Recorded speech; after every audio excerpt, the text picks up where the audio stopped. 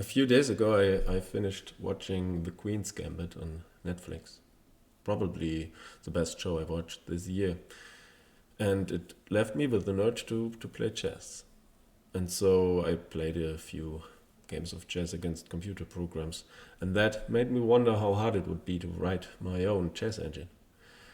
Well, let's find this out together because I decided that I'm going to document my progress with little videos and upload them to YouTube.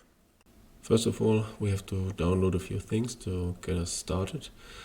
And yeah, I will start with downloading an existing chess engine as a reference. So on stockfish.chess.org, you can find a strong open source chess engine called Stockfish. It's powerful, they say, one of the strongest chess engines in the world, and it's open source and free, so let's download it. I'm on Windows, so I will download the Windows version, I guess this one. Okay, let's have a look at what we downloaded. It's a zip file, apparently containing an executable. We will unzip it and run it. And we get a little console window, Stockfish 12. And it doesn't look very much like chess to me. So apparently you're supposed to interact with it using the command line, but I don't know the correct commands. So it looks like we need some kind of toolset to work with the chess engine. And one I found is called CubeChess. It's again open source, cross-platform tool for working with chess engines, and it contains a graphical user interface. So let's try to download it. There's a GitHub page linked here, and there we find releases. And there is an installer to download here.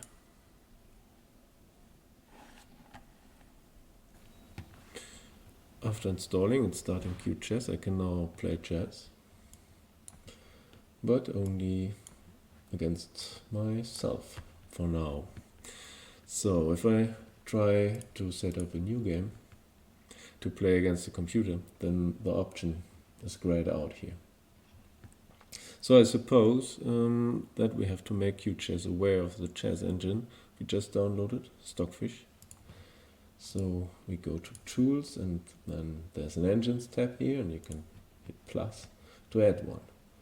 So I will do just that, and there's an Advanced tab with a lot of options. We will leave them alone, just hit OK here. And now we have an engine edit, and I can click Game New, and now I have CPU as an option to play against. Okay, let's try it out.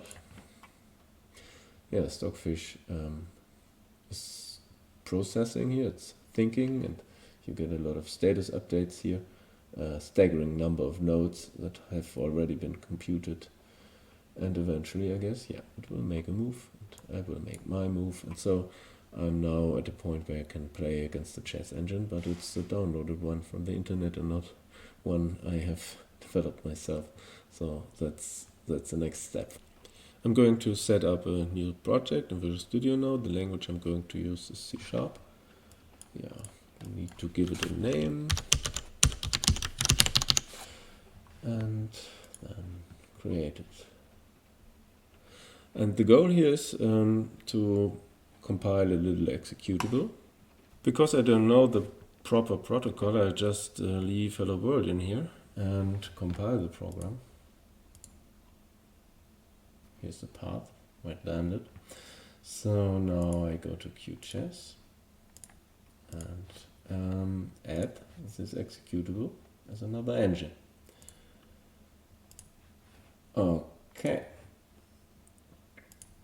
Apparently it gets listed as a configured chess engine. So let's give it a try. Okay, we don't get it offered here as an option. So printing hello world to the console is obviously not the proper form to get accepted as an engine. And yeah, what will we do now? Normally, if there's a problem with the program, you can just try to debug it, right? You place a breakpoint and start it. Then the breakpoint gets hit and you figure out what's going on and what the code does, what's wrong with the program. Now the problem is that it doesn't suffice to start the program in the debugger here, because I really need QChess to start my engine and talk to it. And that's the only case I want to debug. So just doing this won't help, but there's a little trick. You can do this, debugger and launch. So when the main method is called here, then we will launch the debugger.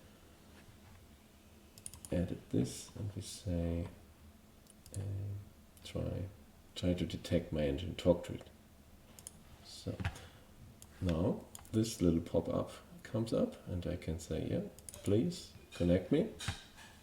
Now Visual Studio is connected here, and I can go here and try to read the console. And it says UCI. So apparently QChess connected.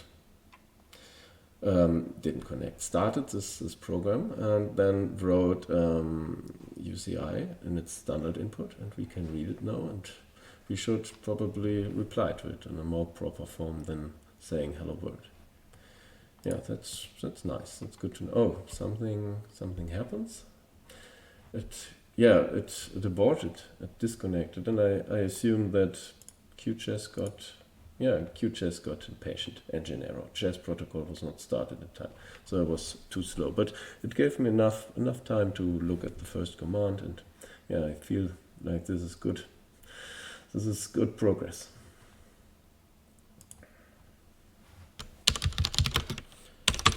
So, and as we've seen, the first command we received was a string called UCI.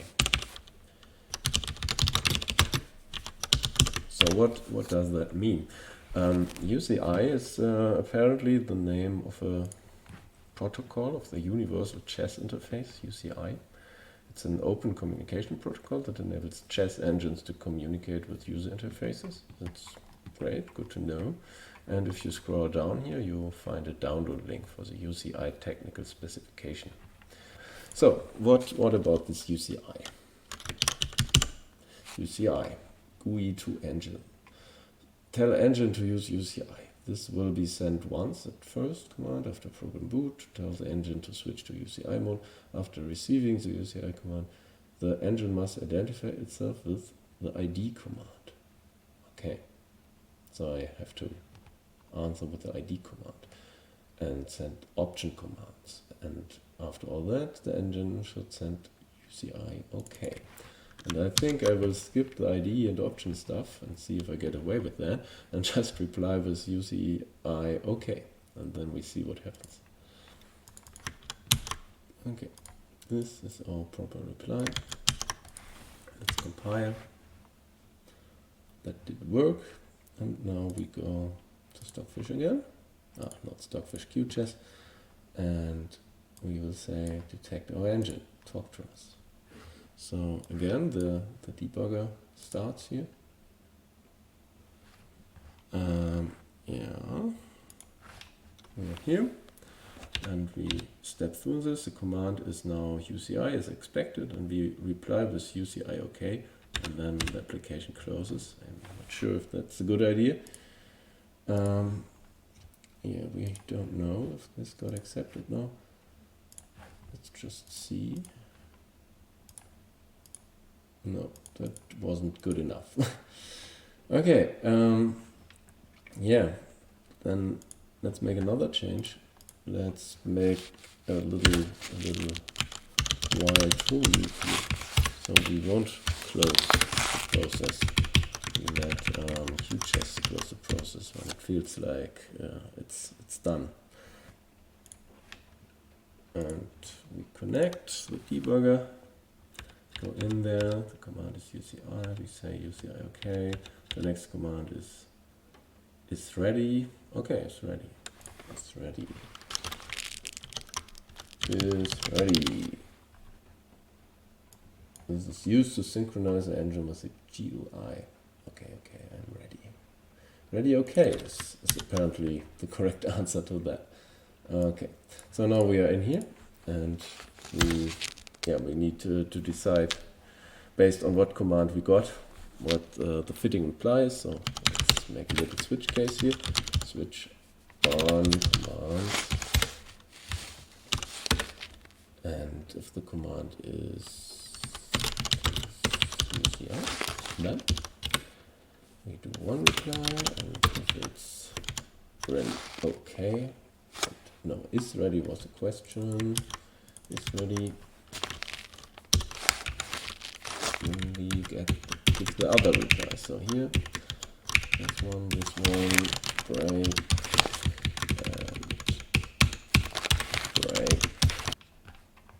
and connect. Is ready, and the next command is quit, which is great because that should mean that we got accepted, right? Let's add this command quit here, and let's actually do that and quit.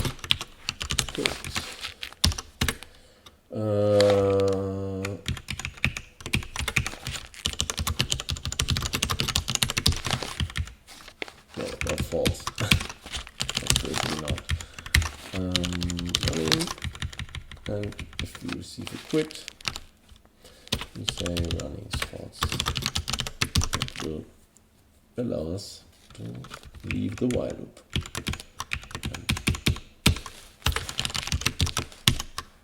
That's nice. Another last try. And yeah, let's not debug it. Let's not debug it, or yeah, we can debug it. We just have to be fast enough. Okay, please talk to us. Let's be fast. UCI, yes, UCI, okay. Ready, okay. Quit, sure, we will quit. We are a proper chess engine now, I hope. Let's try it. So now, oh, still not. He still doesn't like us.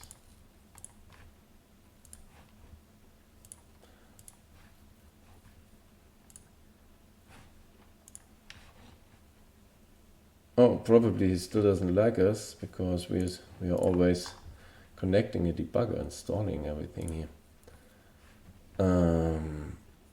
I should really disable this for now. Yeah. Last time building. This was fast. This is closed. And now please. Yes, here it is, Minimal Chess. Hello. It does something. It actually waits for Minimal Chess to, I guess, make a move or something. Very nice. I think the Hello World equivalent of chess engines would be to move a first piece. And now that QChess actually accepted us as an engine, we don't need the debugger anymore to find out what's exchanged between the two programs, because QChess has a debug log here. So we will start a game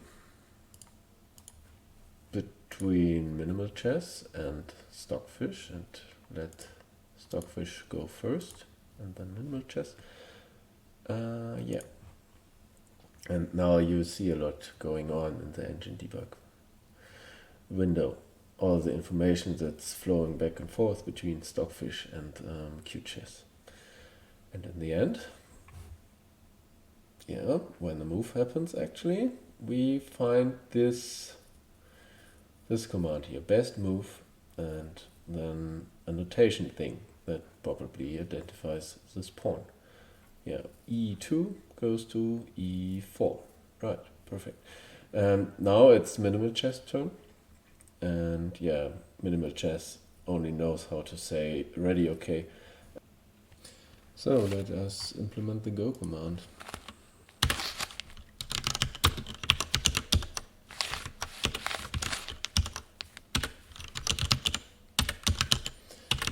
reply with best move e to e4, if I remember correctly. Break.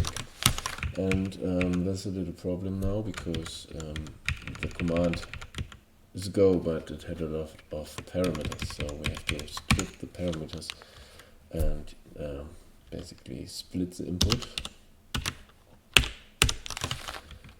And we get tokens,